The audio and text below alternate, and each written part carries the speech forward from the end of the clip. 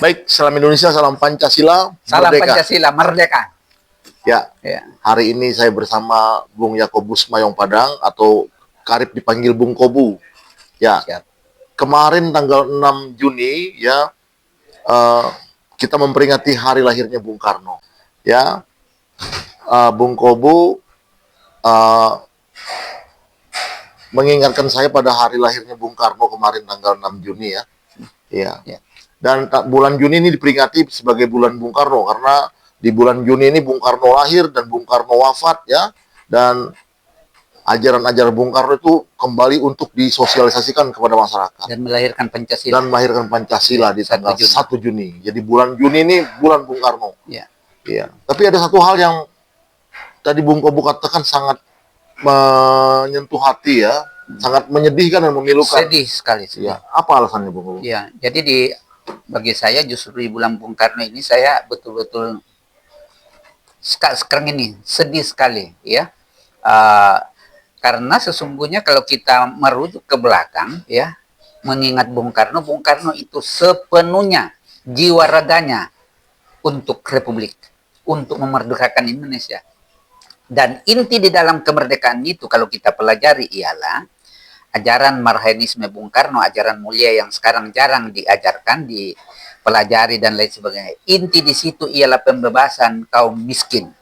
Ya, ya. Itu intinya. Pembebasan kaum tertindas ya. Kaum tertindas apa semua. Jadi kemerdekaan itu intinya.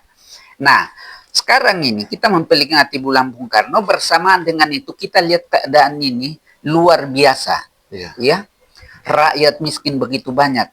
Dan perilaku para pejabat juga gila di Republik ini.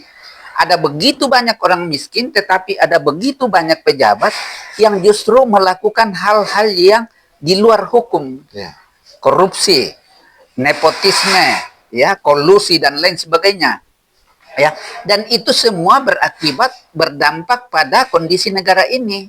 Ya, itu yang membuat saya sedih sekali. Jadi kita memperingati bulan Bung Karno itu harus membawa kita untuk keprihatinan yang mendalam, melihat kondisi ini. Jadi apa ya, Republik ini berulang kali dipidatokan, dibicarakan, dan dibanggakan bahwa tidak ada negara seperti Republik ini. Sumber daya alamnya luar biasa kaya. Iya.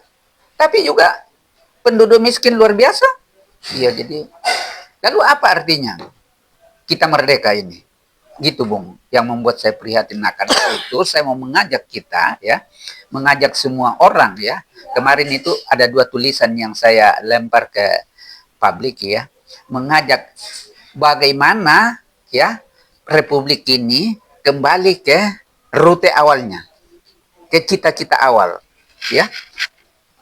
Cita-cita awal kan itu rute awal itu kan menuju Indonesia adil dan makmur. Intinya apa? Kesejahteraan. Iya, kesejahteraan buat seluruh rakyat Indonesia. Itu yang selalu diucapkan di Pancasila, keadilan sosial bagi seluruh rakyat Indonesia. Nah, tapi yang kelihatan sekarang ini ialah ada sekelompok kecil orang yang kaya raya, tetapi ada begitu banyak orang hidup dalam kemiskinan. Iya. Saya katakan negara ini sedang sakit. Ya, sakit keras ya. Jadi keadilan sosial dibacakan apa semua, tapi rupanya itu hanya sampai pada pengucapan. Ya, hanya sampai pembacaan. Tidak dilaksanakan ya? Tidak dilaksanakan. Itu masalah. Jadi bangsa ini, negara ini sedang sakit. Ya, begitu Bung. Sedang sakit dan dalam bahaya. Bahaya. Iya. Ya, bahaya. Ya. Gitu Bang. Ya, jadi makna renungan bulan Bung Karno ini yang membuat Bung Kobu sangat sedih sekali. Iya. Itu semua ya. Jadi, nah, jadi di saat perenungan bulan Bung Karno ini, memperingati bulan Bung Karno ini, kita harus merenung secara mendalam. Kenapa Republik ini terjadi seperti sekarang ini? Ya, ada begitu banyak rakyat miskin, ada begitu banyak rakyat kelaparan. Kita pernah mendengar ada anak sekolah bunuh diri karena orang tuanya tidak bisa beli alat sekolah. ya. Ada anak sekolah meninggal di Samarinda karena berbulan-bulan memakai sepatu sempit, orang tuanya tidak bisa membelikan. Sering di video kita melihat ada anak sekolah harus jalan di sungai, jalan meniti jembatan satu papan, bahkan ada yang tali dan lain sebagainya, toh.